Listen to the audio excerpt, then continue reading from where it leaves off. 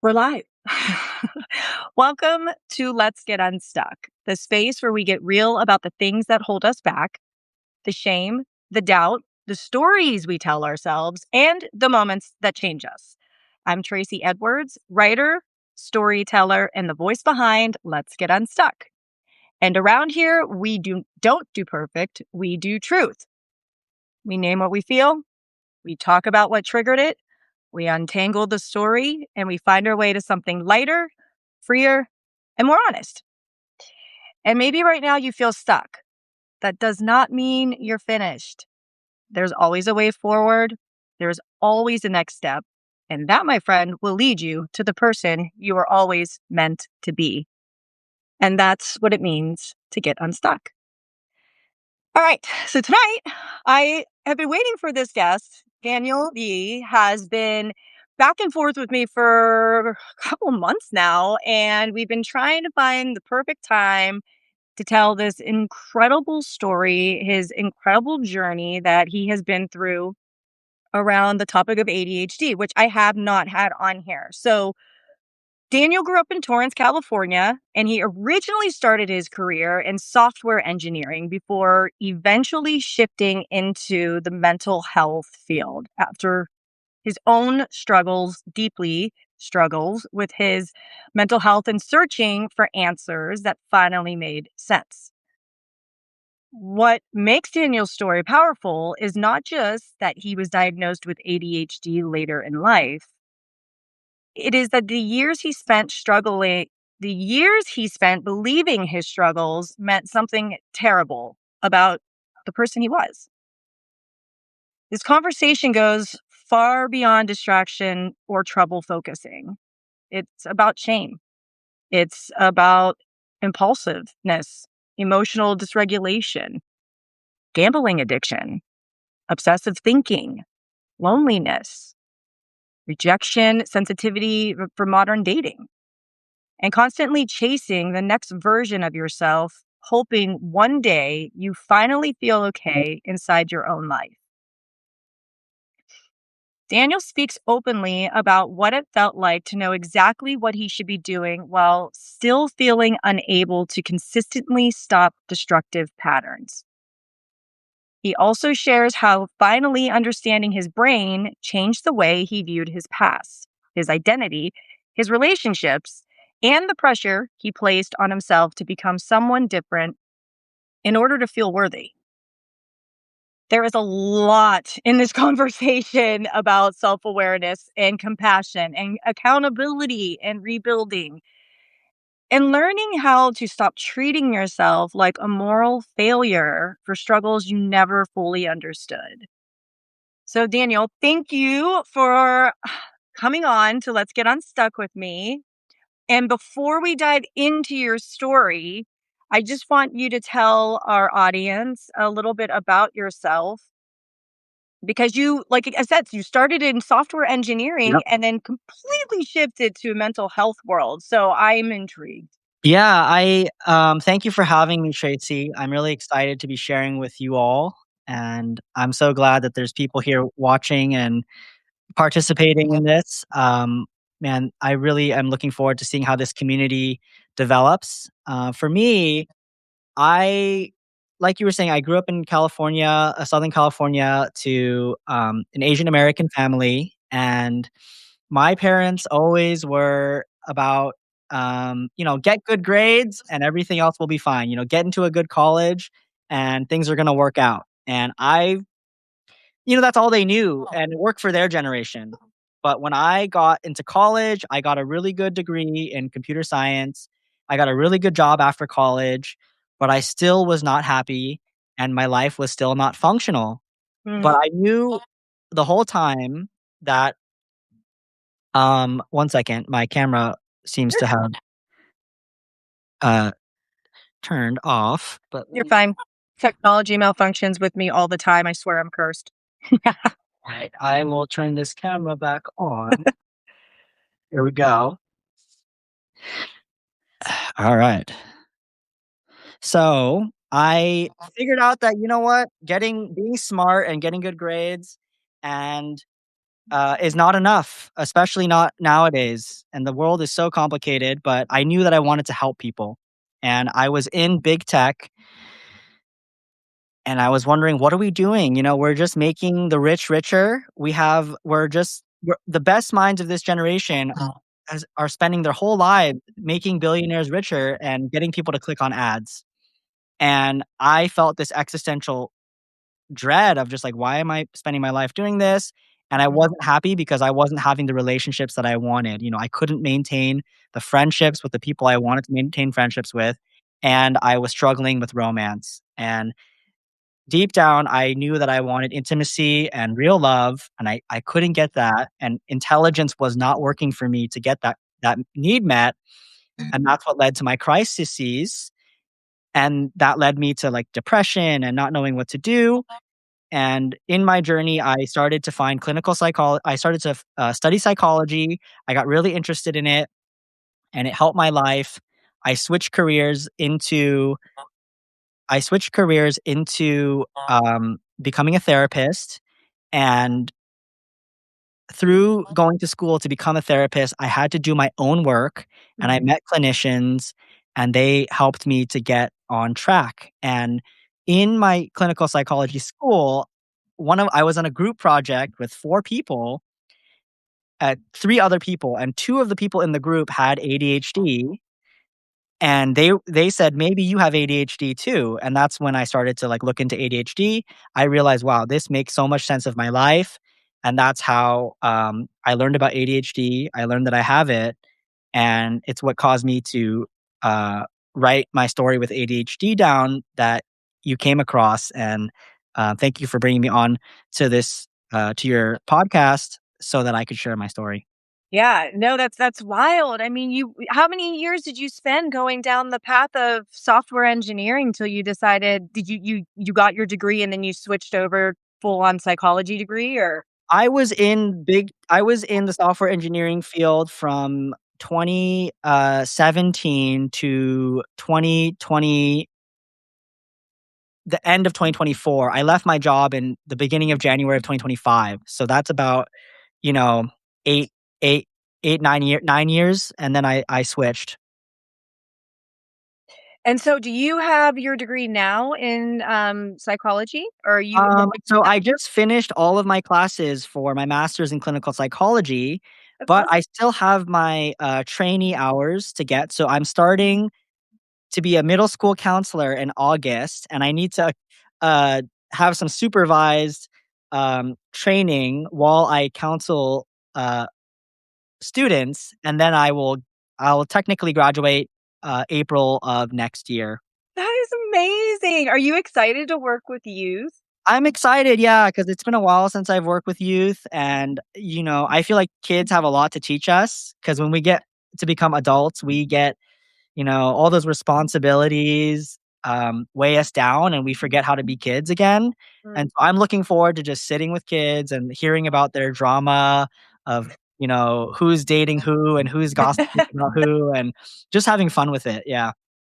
Yeah, I mean, I think that there's something special about being there for the youth and at a young age, because when I was 9 years old, I had, a therapist, a school counselor, because I was going through so much all at once Mhm. and didn't really know how to process everything at once, and I just knew that he was, just such an amazing part of that period of my time. So I know that having somebody and you write really, really great, Daniel. Like how you write and how Thank you you. explain things is really clear.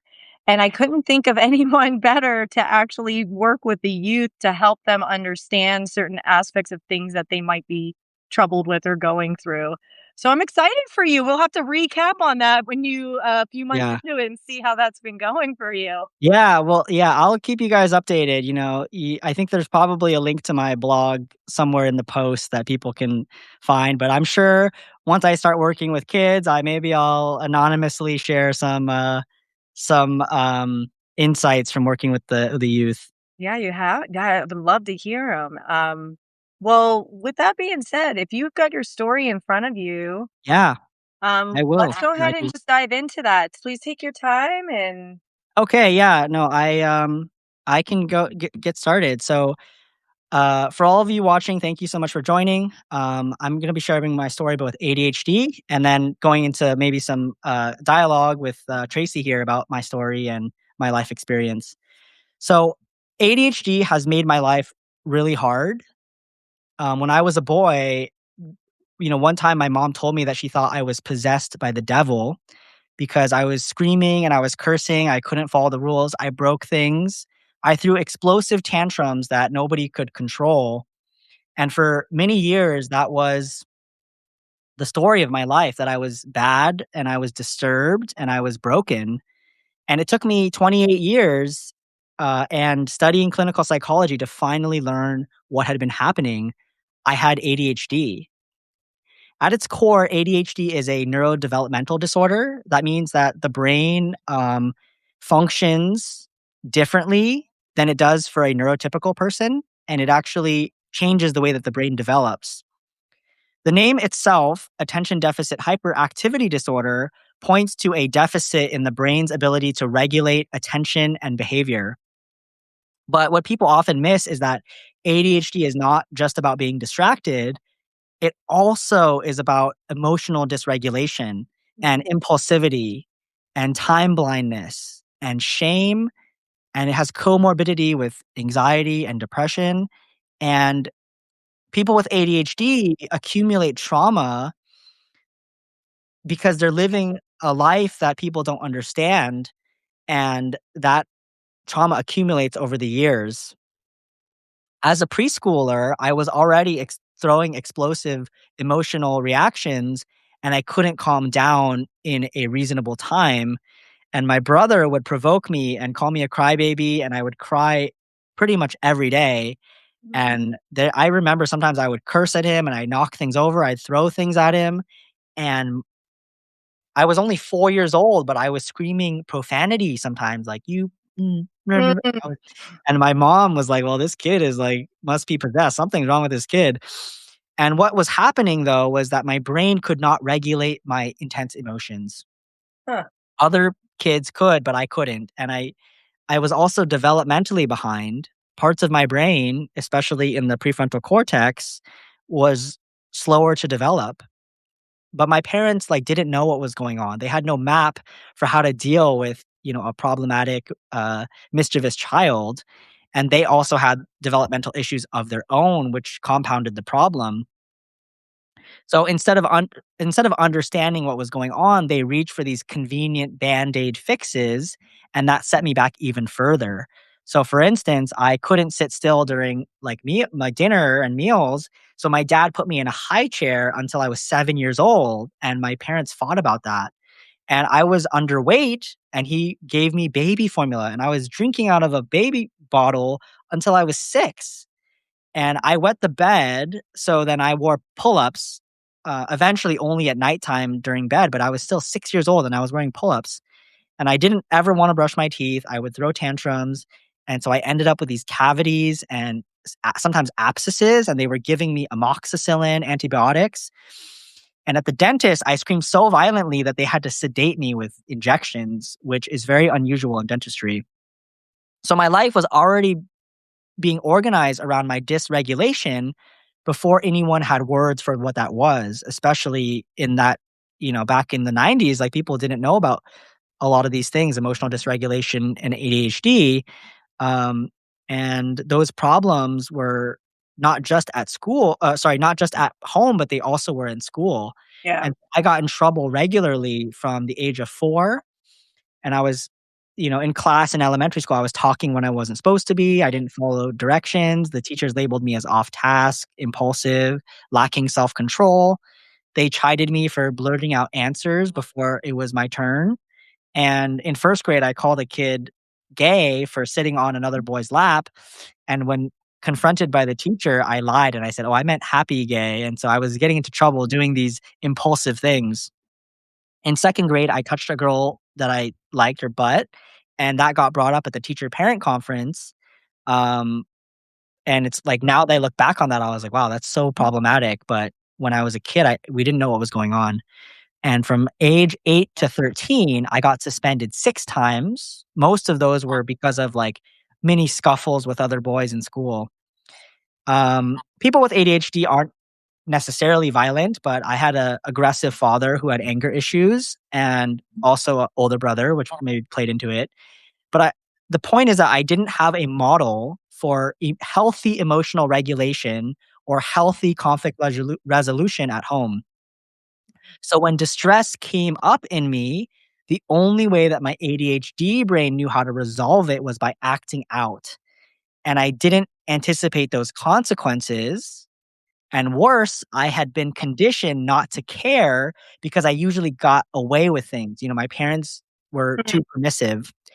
And so the only reason I was not expelled from my school district was because I was extremely intelligent and people liked me. The bad news is that these problems followed me into adulthood, which I will get into later.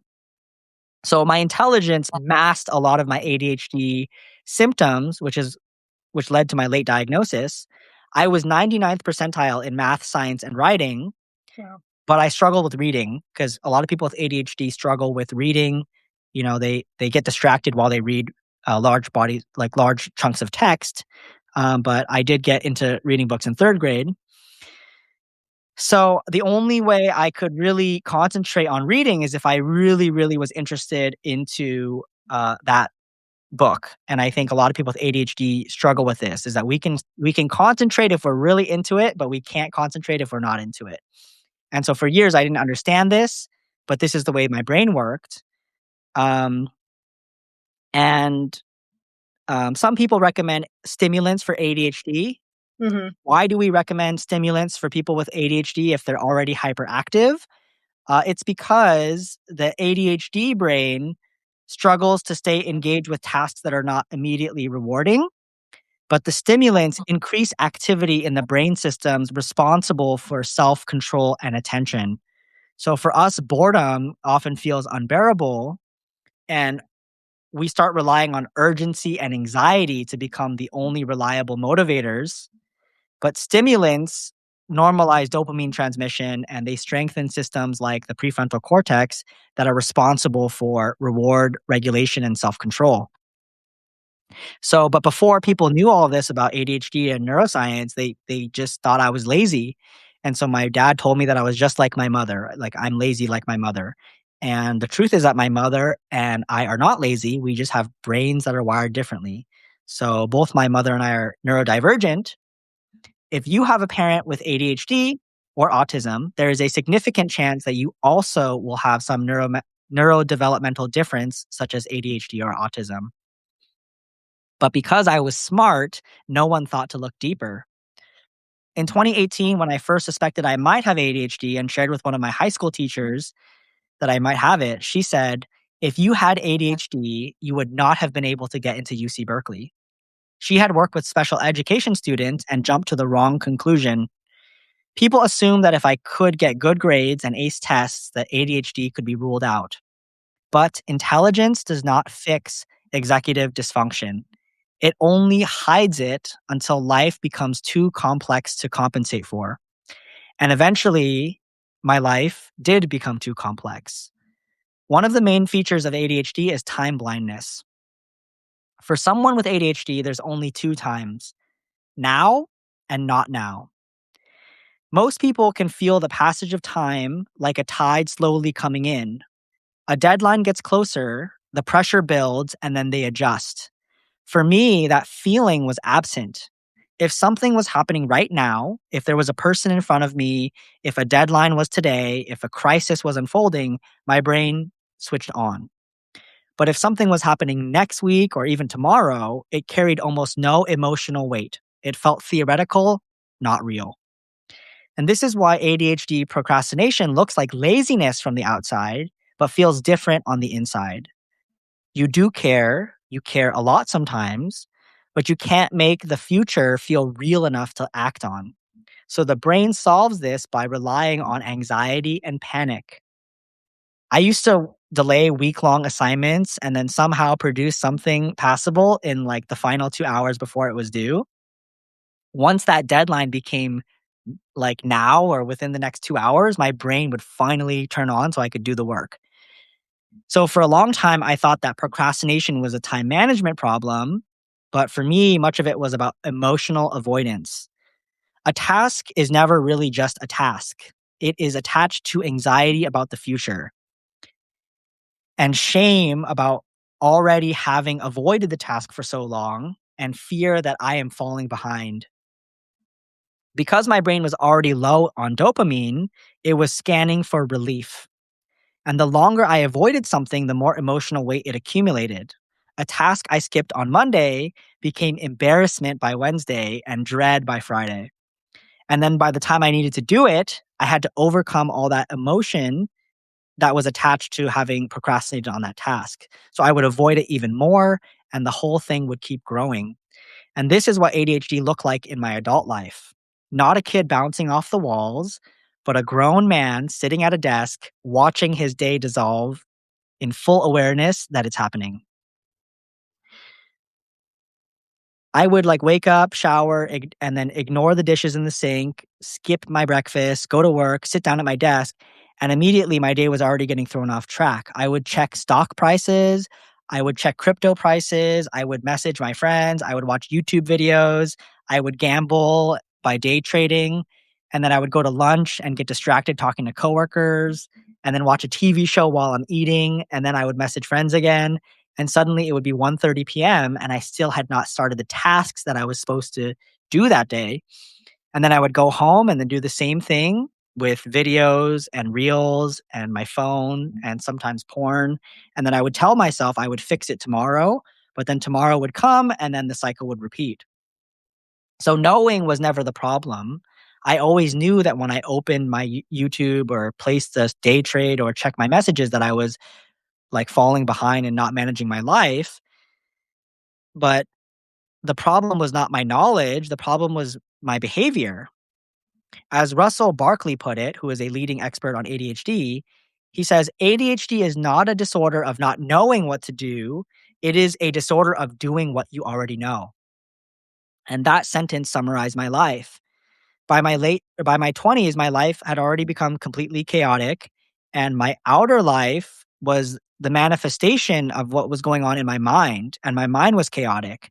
So I moved through jobs like every 1 to 2 years, and I had close calls with death, doing risky things, and I had wild swings in my net worth, up to $200,000 to $300,000 sometimes, and sometimes I would just go all the way back to 0. And I started projects and I abandoned them. I made huge decisions impulsively, and I kept hoping that the next thing would fix my life, like the next job, or maybe I could join or get a girlfriend and that would fix my life. One year I joined a Christian cult. One year I went to seminary school to try to become a pastor. One year it was crypto day trading. One year it was joining a startup. One year it was trying to launch my own startup. And then it was like trying to write a book. And then I finally switched to clinical psychology, which I shared about earlier. And then I was trying to find a girlfriend during these times. A few years ago, I started doing dating apps, but ADHD kept coming up as a blocker. And I fantasized about moving out of the country to have better luck overseas. That didn't work out. And now I am also trying to become a social media creator in a lot of ways. So none of these things on their own are inherently stupid. Some of them I genuinely enjoyed, and some of them taught me a lot. But underneath all of them was this same pattern. I was switching between different things and never following through on my projects because my brain craved novelty and stimulation. So starting something new felt like progress. And that feeling was enough to satisfy my brain that was trying to avoid the boring, sustained effort of doing real meaningful work. And underneath all of that was also hope. Hope that if I found the right thing, it would finally close the gap between who I was and who I imagined I was or who I was supposed to become. And so I wanted to become a different person without having to sit with the discomfort of being who I already was. So that pattern showed up in gambling. When I was 22, I had a job that most people would have killed for. I had good salary, good stock options, responsibilities, a great boss, and growth in a high demand field. But I only lasted 5 months before I quit. Not because I got fired, but because I just couldn't get around to doing the boring parts of the job. And at the same time, I got addicted to cryptocurrency trading. And 1 week I got lucky and made $200,000, and that gave me a story, a narrative that I could latch onto. Like maybe I could leave corporate life and do something more stimulating. Maybe I'm destined to be a millionaire, to become someone big. And I felt guilty that I was so distracted at work, so I quit. ADHD brains are drawn to gambling the way that water runs downhill. Motivation does not come from knowing that something is important. It comes from how the brain processes reward. So the ADHD brain is functionally dopamine deficient. The ordinary tasks don't produce enough reward signal to sustain engagement, so the brain goes looking for stronger stimulation. Gambling provides that. Every trade is uncertain, every outcome is immediate, and every win or loss is either a hit, and every win or loss is a hit of immediate feedback. And if that is not enough, when you grow tolerance to that, you can just increase the stakes to manufacture the urgency and the intensity. So by 24, I was addicted to gambling. And by 28, I was putting tens of thousands of dollars into meme coins, penny stocks, terrible speculative bets based on only minutes of research, if that. And I knew it was irrational and that I would eventually lose, but I still watched my savings bleed away, one bad decision at a time. 3 separate times I turned $10,000 into over 100,000 or even 200,000 in a matter of months, but every time I went bust. A gambling addiction is not just about the money you lose, it is about the life you destroy trying to win. And even when I did win, my life did not change in the way I imagined. I was still alone in my office, still ashamed, still disorganized, still single. So I would move the goalpost. Maybe if I hit a million, then things are going to change. Then I can get a girlfriend. Then people will want to be my friend. Then don't have to struggle anymore. Then I could finally become the person I want to be. But the real problem was not out there waiting to be solved by the next hit of success. The real problem was that I had undiagnosed ADHD and I kept trying to solve the wrong thing because that was the world telling me, okay, this is how you solve your problems. You know, you got to get buff, you got to get a girlfriend, you got to get more money. And that confusion also shaped my relationships. So there's something that doesn't get talked about enough in the context of ADHD and neurodivergence, and it's called limerence. Dorothy Tenov coined the term to describe the intense, involuntary preoccupation with another person. It's the constant mental rehearsal of interactions, obsessive hope, and the sense that this one person holds the answer to something that you have been missing your entire life. It is falling in love with the idea of someone more than the reality of them. Most people experience this occasionally, and then it fades as real intimacy develops, or it doesn't. But for people with ADHD, OCD, or autism, it can become something much more powerful. Think about what limerence provides: novelty, uncertainty, emotional intensity, reward, anticipation, hope, a source of focus, and the hope for connection. And so, for a brain that struggles to engage with ordinary life, this is neurologically extraordinary. The person, what we call the limerent object, becomes the one thing that your brain can think about reliably, obsessively, and voluntarily for months. For me, limerence was not just chemistry, it was a need, a neurological need. I grew up carrying a childhood pain that I did not understand. I had eczema and health issues that made me feel like my body was working against me. And I also felt different from other kids. I interrupted people. I missed social cues. I made impulsive comments. I was forgetful. I was late. I went on tangents. I had poor fashion sense. I was unathletic, and I was the smallest kid in my class. And that led to insecurity and rejection. People with ADHD often have rejection sensitivity. They feel even mild rejection or criticism with intense emotional force. And over time, that can make social situations painful enough that you begin to avoid them, which only increases the isolation further. So I needed to put a place. I needed a place to put all that pain, and romance became that place. It was a story I could live inside, a face for hope, a fantasy that if the right person finally saw me and chose me, that all the chaos of my life would make sense. Limerence gave me motivation without asking anything concrete of me. It was an unresolved question that my brain could keep returning to. Do they like me? Could this be finally it? Maybe this is the thing that finally fixes me. But that made me vulnerable. One time I got romance scammed. And by then, I had already spent years cycling through limerent states, falling for the possibility of people that I barely knew, constructing elaborate internal versions of them out of minimal evidence, generous assumptions, and projection. I was lonely. I was desperate. I wanted intimacy. So when I matched with someone on Hinge, who later turned out to be a scammer using stolen photos, my brain did not care about the evidence in front of me. We were supposed to go on a date, but then she got sick. And a month later, during the fires in Southern California, I reached out again because she said she lived there, or her mom lived there. And we talked on the phone, and I was worried about her. And then she was laughing at my jokes, and she made me feel like I mattered.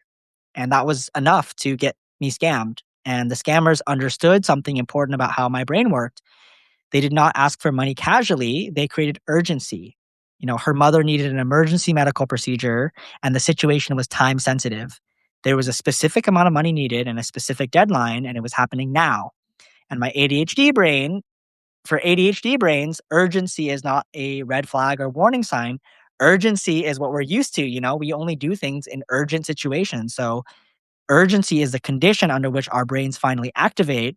And so even though part of me knew that something was off, I looked away from the evidence because acknowledging it would have meant losing this hope of connection, losing the possibility that maybe this time someone had chosen me.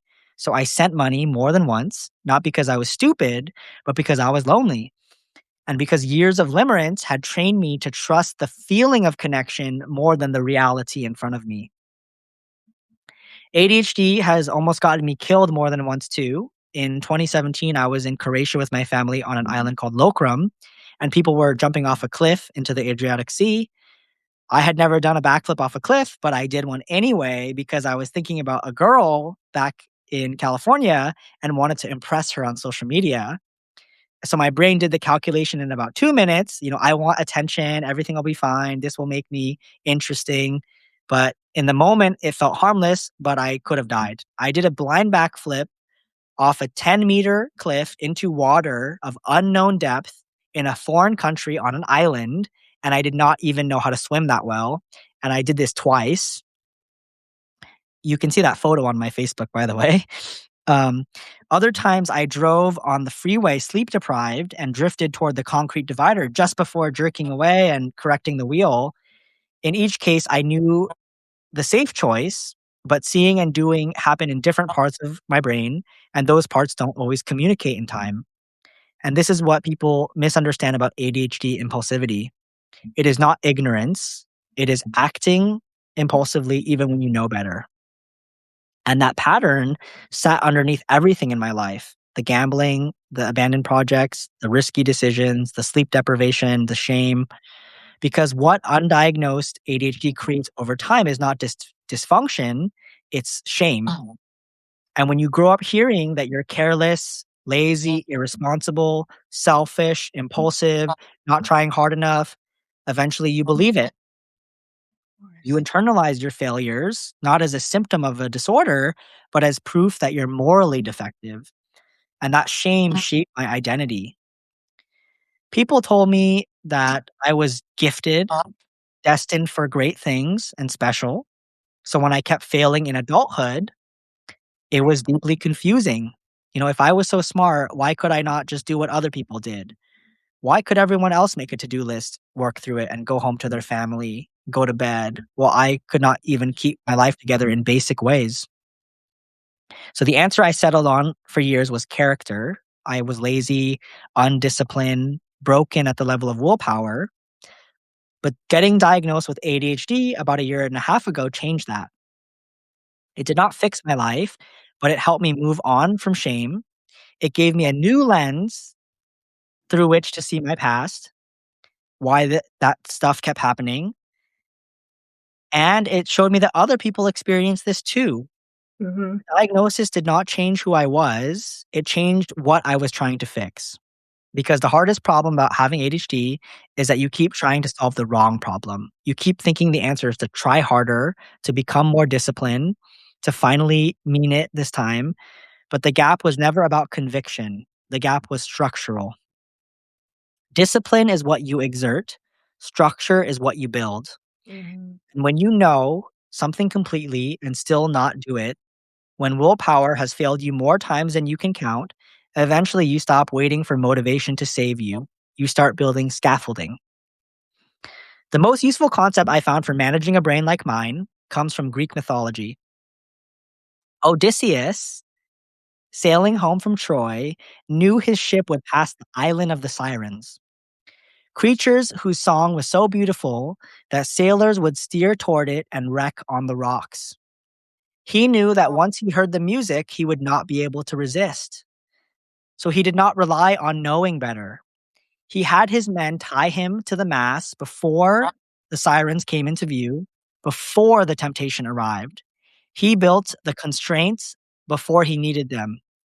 This is called self binding, and it is the most useful framework I have found for living with ADHD. Self binding means making the wrong choice harder before the moment arrives when you want to make that decision. For me, that means having friends and family hold money for me, paying rent upfront, using browser extensions that hide news feeds, locking apps on my phone and giving the password to my girlfriend, keeping my environment understimulating so that I don't get used to overstimulation and high dopaminergic activities. And this is not because I can't ever get around these obstacles, but it is that the friction is often enough to break the automatic impulsive reach or to disrupt the cycle Mhm. of addiction. And this approach is humbling, but it works.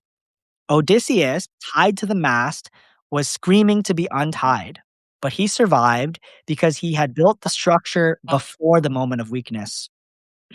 The other thing that mattered was therapy. Therapy gave me a relationship where I had to show up consistently and be honest about what was happening in my life. The accountability mattered, the space for reflection mattered, being witness mattered. And in some ways, therapy gave me the thing I had been trying to substitute with everything else: the limerence, gambling, social media, fantasies, likes, attention. I had been searching in one form or another for someone to really see me. Therapy does not erase that hunger, but it softens the loneliness enough that I can think more clearly and build a better life. I still wake up late sometimes. I still get disorganized. I still lose things. There are still days when I know exactly what I should do and cannot make myself do it, but something fundamental has changed. I no longer believe that beneath all that chaos, there is some moral defect in me. I no longer think the problem is my character. I know what my brain does now, and I know what I need.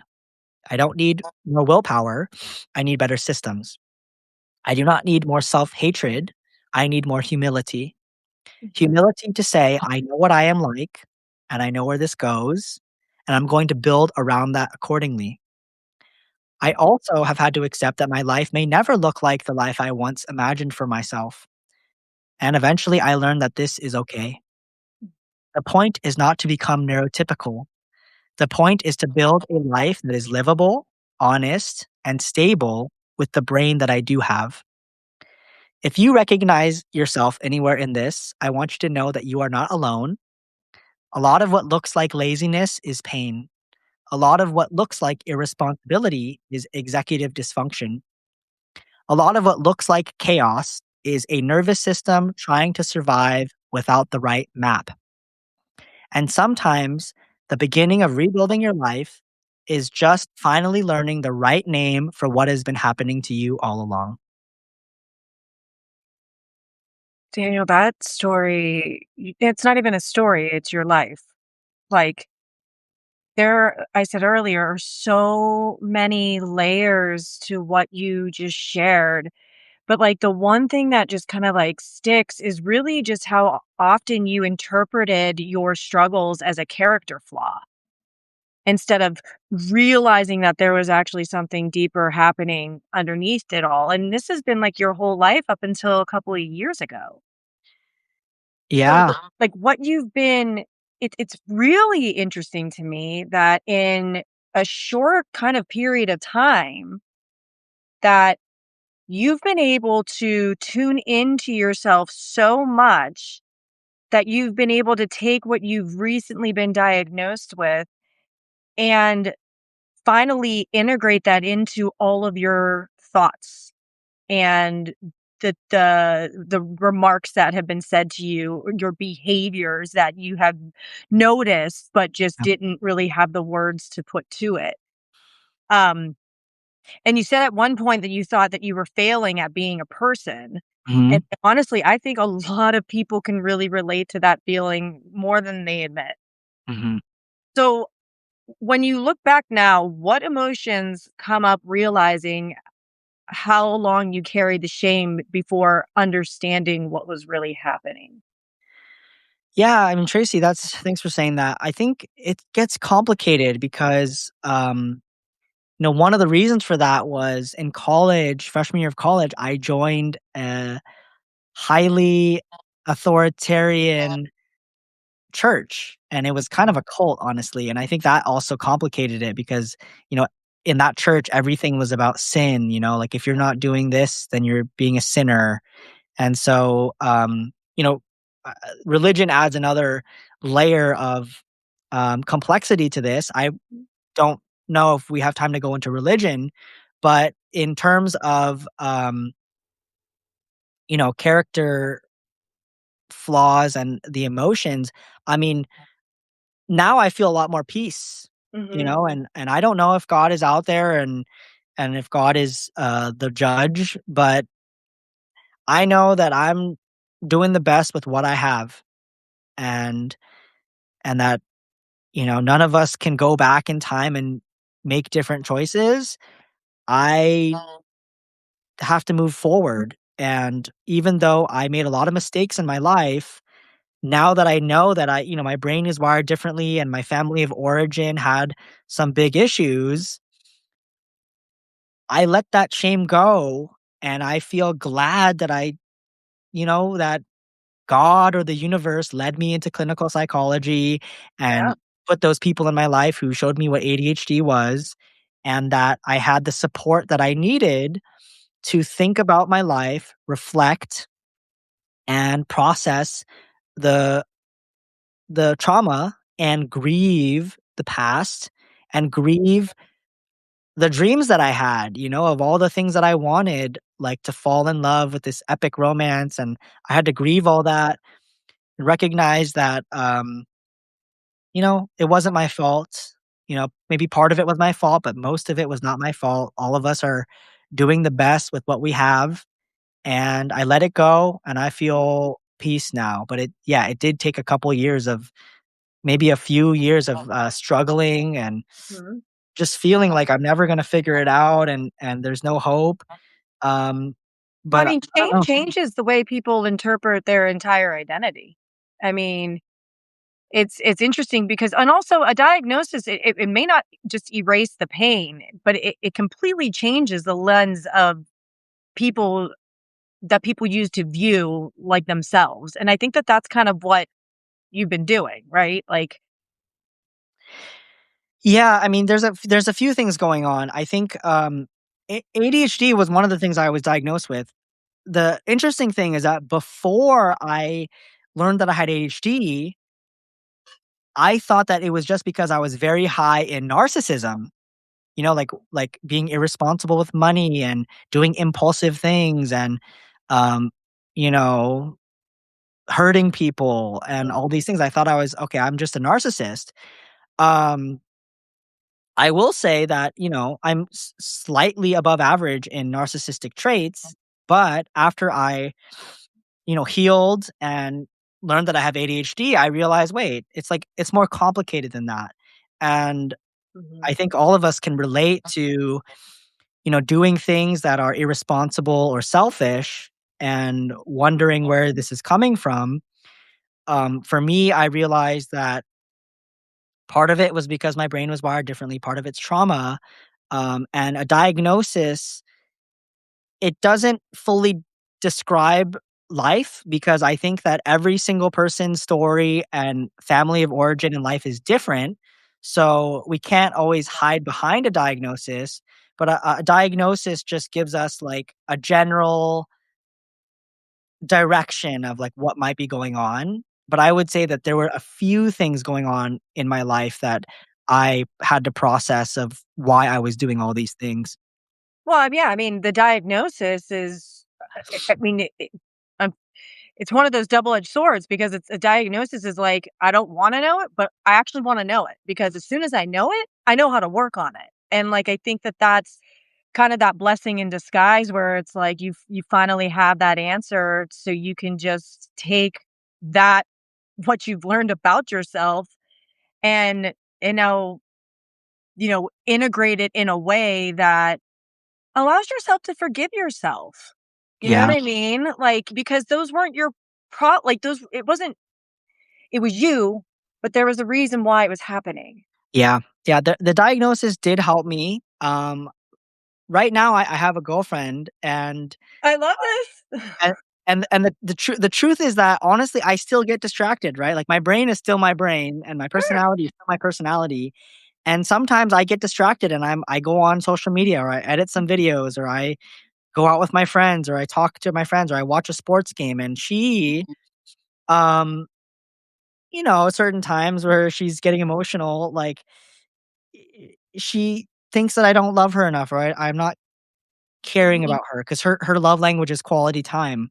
Mhm, But her knowing that I have ADHD gives me a little bit more grace. mhm, And I think if she didn't know that, and if I didn't know that, then um, it would be harder to identify what's really going on and develop, like I said in my article, develop the right scaffolding to compensate for some of those executive function deficiencies. mhm, You might just say, "Oh, well, you're not trying hard enough," or "You don't love me enough." And the truth is that it's more complicated mhm, because some people hide behind diagnosis, right? Like, "Oh, I have ADHD, so I don't like, then it wasn't my fault." But I think the truth is that, okay, I have ADHD, so it is harder for me to do these things, but if I don't take accountability for what I need to do in this relationship and get the help I need or build those systems or ask for help to compensate for what I can't do myself, mhm, that still is my fault. mhm. So, but overall, I agree that, like, having that diagnosis has been helpful for me. Yeah, and one of the most powerful things you said was that the problem was never knowledge. You knew what the right choices were, and the problem was making yourself consistently do them. And I think that hits way beyond the ADHD because so many people live inside patterns they understand um, are hurting them. Yeah. So, what does it feel like emotionally when your mind understands something clearly, but your behavior keeps moving in another direction anyway? Yeah, I would say that sometimes it feels like shame, like we talked about. Mhm, Sometimes it feels like sometimes it feels like hopelessness, because if you can see it happening and you can't stop yourself, you can lose hope of just like, wow, I can't ever have the life that I want mhm. or have the things that other people have. Um, It's like you spiral almost. I would say eventually it can lead to spiraling. I definitely spiraled and overthought a lot. Um, when I was, like even as early as a few months ago, and I was overthinking a lot of things. So it can even look like, yeah, anxiety, depression, overthinking. Um, And it feels yeah, it feels like hopelessness, it feels like sadness, I think. What about self-sabotage? Would you put that category around it? Yeah, I used to think I had self-sabotage, starting in 20 uh, I think starting in the beginning of 2022, I discovered self-sabotage, and, I thought it was self-sabotage, right? Because like, you know Mhm. what? I could, stay in this really cushy tech job and make a lot of money, and I could do this and I could do that. Nowadays, I don't look at it as self-sabotage. I look Mhm. at it as like, I guess you had said that knowledge was not the problem. I would say it's a little bit more complicated because, Okay. in the sense that like, yeah, knowledge is not the problem in the sense that like, okay, like I knew that I shouldn't be like losing all my money or I shouldn't like send this message, like this really cringy message to this girl. So in that sense, knowledge was not the problem, right? I Mhm. couldn't control my behavior in those moments where I was sad and I was hopeless. But knowledge was a little bit of a problem in the sense that like I like had no idea which direction to go to fix my life. And because I was highly religious at the time, I was like, well, like I need God to help me.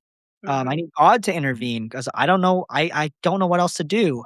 And I would say that in some sense, I think humility was a big issue. So Mhm. like I come from a family where like everybody is proud. Nobody wants to admit that they're wrong and then they shift blame to other people or they just deflect to other people being the problem. And so then it was very hard for me to see the areas where I was the problem. And so even though yes, I have ADHD, there were still things that I could have done differently. And um and I didn't. Mhm. And so that, can look like guilt or shame like we talked about, but also it was there was an arrogance, but I would say that part of it feels like wanting to hold on to who you are. Okay. So I had like a vision of how my life was supposed to go and who I was supposed to be, and I didn't want to let go of like what I thought the future would look like. That was a big That's so you're literally setting yourself up to answer this next question, so okay. thanks. 'Cause it's that was one of the other things that stood out to me was how often you were chasing a future version of yourself, and whether it was your career, your next goal, or your next relationship, or just even reinventing yourself Yeah. over and over and over again. So underneath all of that, it felt like there was hope that eventually you would become someone you could finally feel like being okay with. And when did you start realizing that that constant search itself had become part of what was keeping you emotionally stuck? Yeah, this is an excellent question, Tracy. I started to realize that this was probably gonna be a dead end when I started studying narcissism. Okay. So, one of the questions that I thought about was, well, like, what like, there's some narcissists who achieve a lot, um, but they still don't feel happy, or they're in relationships with people who love them so much, Mm, still mhm, not enough it's still not enough for them. right. And so I had to look at my life and go, to realize that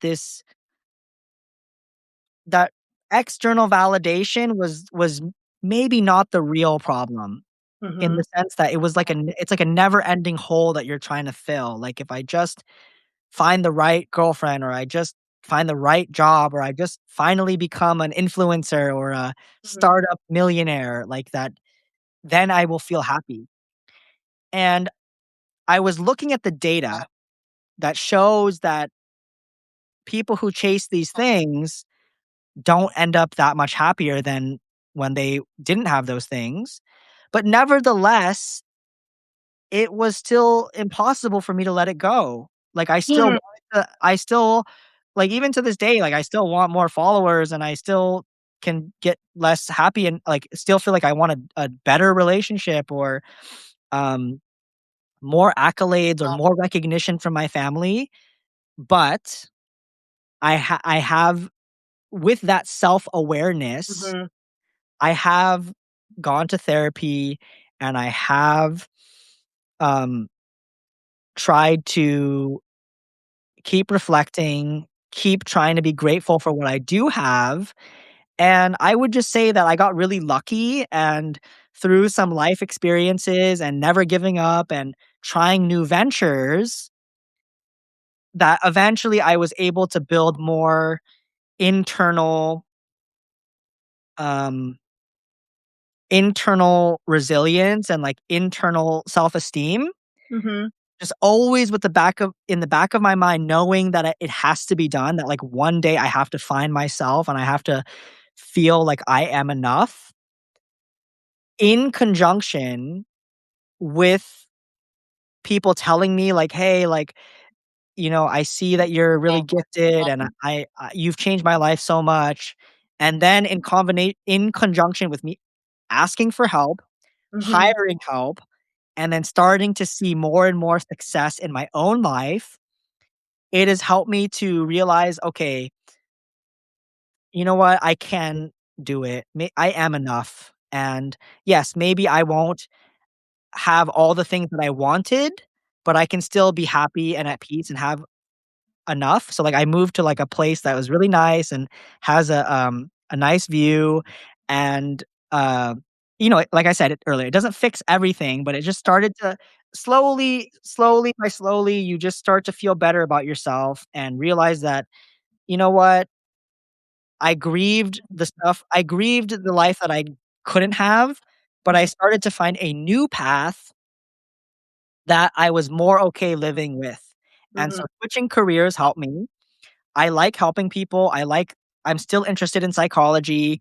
It aligns with my values more, and the people who I met in my program, which is Notre Dame de Namur in Belmont, California, they help me, just meet new people, be in a new environment, Mhm. and I had one of my best friends, he believed in me, and he thought that I could do it, and it wasn't easy, but um, having one person who believes in you is very important. It is Uh, so important. It is so important. And, you don't need 1,000 people in your corner to tell you you're doing the right thing or to cheer you on. You just need that one person that actually is gonna be there to support you in the decisions that you're making to better version yourself, if you will. yeah. Um, I wanna touch on the time in your life where it was more about the gambling and, like, the dopamine and escape. Um, Mhm. your gambling section was incredibly honest because it did not feel like it was really about money at all. Yeah. It felt more like you were saying it was chasing this, like, intensity and, like, this urgency and, like, the highs, the lows, the possibility and distractions, and maybe even relief from yourself for a little while. Mhm. So, what do you think the gambling was emotionally giving you that everyday life was not? Great question, great Tracy. Um, I think the allure of gambling is 2 things. One is it's false hope. So, Mm, like I said earlier, people think, if I just get $1,000,000, then I'll feel better because then I don't have to work anymore, and maybe then the girls will give me attention. Um, so I didn't know, like I said, I didn't understand the neurodivergence, and I wasn't humble enough to ask for the help. So then the gambling, one one reason was it was false hope. Like, if I just do the right thing, then my family will finally give me respect because then I will have made a lot of money. The other thing was that it's avoidance, like, I didn't wanna do my work, I didn't wanna do this job that, like, felt meaningless to me, like, why am I doing software? I just it was, like, so hard for me to focus that I just got into the gambling because it was just a way to escape from my problems, my loneliness, my existential dread, so the what it was giving me was, like, a little bit of hope, a little bit of avoidance, and and like I said earlier, like, part of it was, like, neurobiological, so, like, I just Mhm. need stimulation, and doing these, like, boring, mundane, everyday tasks, of course, it cannot compete with, like, betting $10,000 on this thing and seeing it go to 20, like, The instant gratification of it's doing instant, something awesome. Yeah. It's instant, and like, deep down, it felt like I knew it was bad, but, I Yeah. didn't know what else to do, so that's what I Well, was doing. well, and there's that period. So then let's switch to the next episode or next period, a session where it's more about the limerence and the loneliness and the modern dating. And I Mhm, really do appreciate how open you talk about limerence. And to be honest with you, I really didn't know a whole lot about it until I had a conversation earlier or the end of last year with somebody who was. It was probably the first time I actually ever heard that term before. mhm, And um because it's not just something I've ever heard thrown around that much. yeah, But you describe becoming emotionally consumed by the idea that if the right person yeah, finally chose you, all the chaos inside would just calm down. yeah. Um, and that is something such like a really painfully but kind of really deeply human thing to admit. And so, what do you think you were truly searching for underneath those fantasies and attachment? Was it just like I'm not gonna answer the question for you. So what was that? Yeah, what I would say is that, um, my father was, um, high in narcissism and narcissistic traits, Mhm. and so children of narcissistic parents often, they build a self that is dependent on external validation. And I think that Wow. what I was looking for was somebody who was like I was attracted to and thought was special, to validate me, like finally choose me as like I am good enough. And so I always came into these relationships like trying to impress people, Sure. like show them how smart I am and all that like stuff instead of trying to really connect to their struggles and connect with them on a human level and just be present with them. And so, and like I talked about with my ADHD article, like I also felt very alone, being neurodivergent, it leads to a lot of loneliness and like feeling misunderstood. And so I think I had this vision that like, okay, when I finally meet the right girl who falls in love with me, she's gonna like understand everything about me and she's gonna accept me and we're gonna share everything. And I was looking to be like fused with another soul because I felt alone. And I think a lot of people have this experience where, you know, like we go through suffering in life and we feel like, well, nobody else was there for me when I was suffering. But when the right, boy or girl comes along, it'll make it all worth it.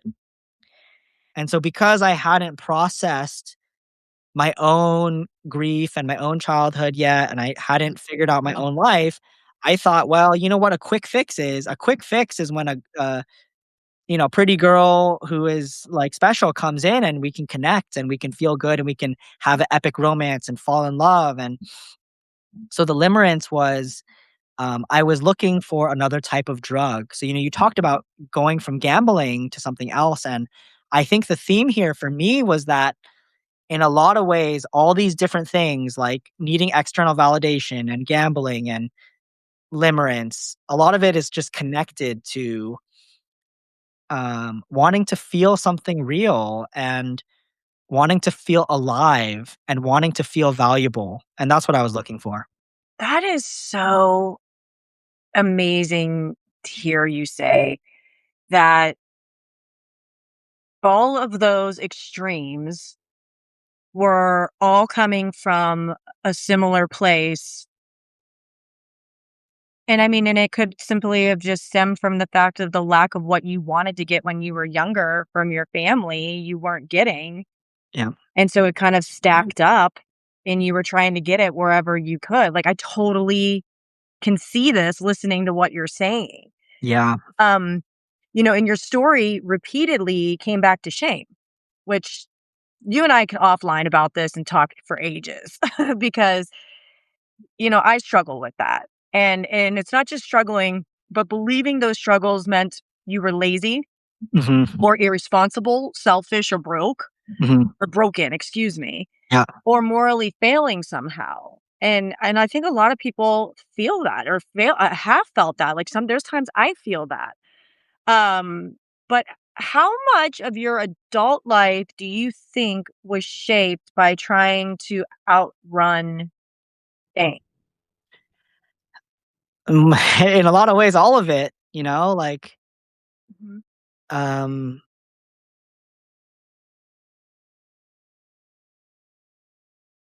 I wasn't happy with who I was deep down, and Fair enough. and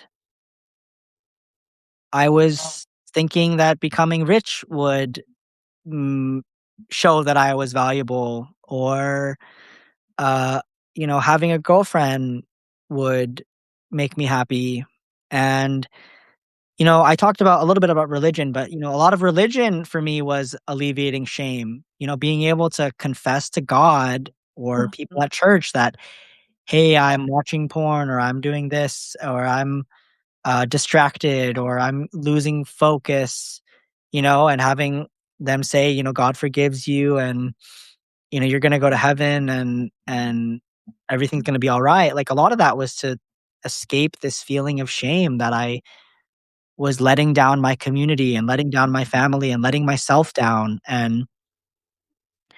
um, and the reason why I, didn't know how to interact with women, a lot of that was, due to shame. So I think shame is a big driver of limerence, like, where we get so consumed with another person to need their validation. I think a lot of that comes from shame, and I think it's like a cycle because then we do some embarrassing thing, on these dates or like in these messages, and it just makes us feel like, man, subconsciously we feel broken, like I was saying, and then it makes us go, well, if I'm so broken, then this person who is talking to me right now, maybe that's my like she's my last chance at happiness. Because if I'm fundamentally broken, I need this person to accept me for me to heal. Question. Yeah. Is limerence I mean, another question. Is limerence, and this is an educational piece for me, is it always about the romance, with somebody in because it could be like limerence to me from basically what I'm hearing you say could be a connection between the love or the want or the need from like your dad or someone that else, not just a romantic portion of your life. Is that correct? Yes, you are, you have a very good intuition. So, limerence, like 95% of the time is in a romantic context. I think a lot of that is because, we watch all these like Disney shows and romance movies, rom-coms where, they kind of the culture and the music and the movies and the art tell us that, the pinnacle of life is when you find the one or your soulmate and there's a happily ever after. So that's Right. why most people default to romance, but you have a very good insight that limerence is not always about, like a sexual or romantic relationship. It definitely can apply to mentors, sometimes parents too. Mhm. And I know someone who became limerent for a best friend one time, and I've seen it with a mentor too, where they became so obsessed with their mentor that they were like, starting to follow them or wondering where they are all the time. Um, with a best friend, like fantasizing about going to Disneyland with your best friend, and my best friend is the only person who's ever going to understand me, and you know if they leave my life, I don't even know if I could go on anymore. Mm. People can experience it outside of the romantic context, but most times it is in the romantic context. And limerence also is a little bit of an overloaded word because I think John Gottman used the word limerence to describe honeymoon phase in like marriage or long-term relationships. Mm. I find that the honeymoon phase has overlap with limerence, but I when I say limerence, I am talking about the Dorothy Tennov definition, who originally coined the term in the 1970s to be about this involuntary obsession, or a fixation where you're emotionally dependent on the reciprocation from another person. And but you are right, it can happen with a friend or a mentor or potentially a parent too. And I didn't think of it that way because the other person who mentioned limerence to me was talking about it from a romantic standpoint. And honestly, just listening to you go through your whole story and just the way that you speak toward a few other people in your life, it brought that into my thought pattern. I was just like, it seems like it could be kind of anything, or Mhm. anyone, excuse me. Yep. Um, well, you know what? We're getting to the final question here. And thank you for overextending yourself. I really appreciate it. If someone listening tonight sees themselves in your story, which I do, and I know that there's going to be multiple people who do, and we're looking at the shame and the impulsiveness, the loneliness, even self sabotage, and the feeling of constantly falling short, Mhm. what do you hope they walk away understanding about themselves after hearing this combo? Yeah, I would say that I hope that they understand that it is not their fault. I think a lot of the struggles that we have come because we've inherited them from our parents and their parents, and that, most of the time our parents were just doing the best that they could. And so now we have burdens that we've inherited and we're doing the best that we can. And we shouldn't get too bogged down by the past and think that if it if it always has been, it always will be. Like if I've always been alone, it means that I always will be alone. Life can change quite fast, and it did for me. Just in November, I was still feeling a little bit depressed, and I still didn't think that I would have a girlfriend, and I still was chasing this external validation. I was like, "I need to start a podcast so people think that I can actually date and I'm actually competent." But things happened in my life by chance, and now I'm doing much better. I live in a nice place, and I have a girlfriend, and I'm healthier. It did take work though, because I think, like you're saying, um, it does take asking yourself some really hard questions, and it does take grieving, like, the childhood that you never had or the adulthood that you never had, and kind of r taking account for, like, what has happened in my life and where am I maybe employing some wishful thinking. But if somebody is feeling, that shame or feeling like a failure, I would say a lot of that is based on the society and the culture that we're living in and the things that we have learned from the media and our parents, Yeah, where they're saying that success looks like this. it's Success. different. Yeah. It's different. You're right. It's like success is not like, I mean, my God, like when you think about like, I don't know how old you are. I'm 45. And when I look back at my parents' era of time, it is very different from where we're at today. And not only do we need to work like 3 jobs, like it's like to be able to be successful where, I mean, I live in San Diego, you live in Southern California, right? Yeah. I moved to Northern California. I'm in San Ramon now. Oh, you're in Northern, whatever, you're in California. Yeah, Okay. We know how expensive it is it is here. Like, expensive, very I expensive. mean, to have a normal middle class life here, you're kind of in an apartment. Like, success, I feel like for me, I'm learning how to define success differently because who doesn't wanna be a millionaire?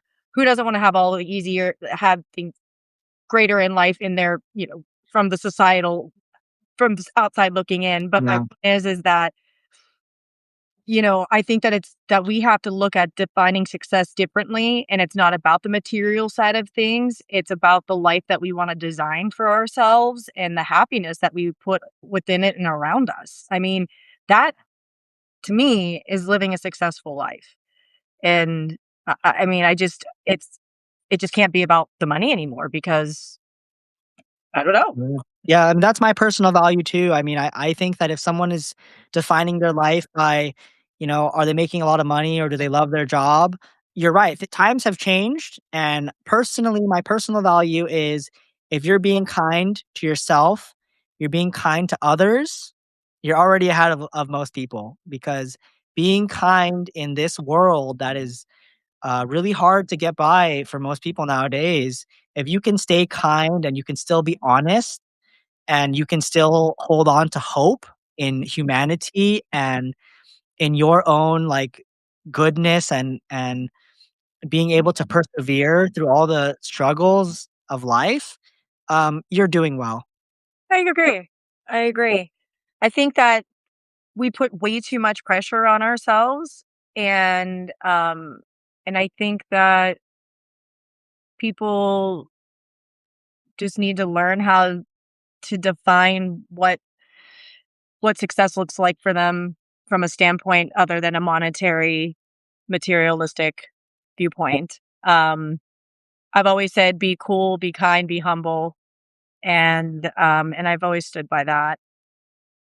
Daniel, thank you so much. Like, I feel that each week, which I'm taking a break next week for anybody listening, I need a 1 week off, revamp myself. But each week I have the most incredible co-hosts on here with these stories that are your stories. They're all lived experiences. And in this one, Daniel, this one was really awesome. And I am going to totally have you come back on this summer at some point to talk about another topic because, like I said, the way that you write, you were very clear. You tied it into analogies that were very easy for a brain like mine to understand, and that's an easy task.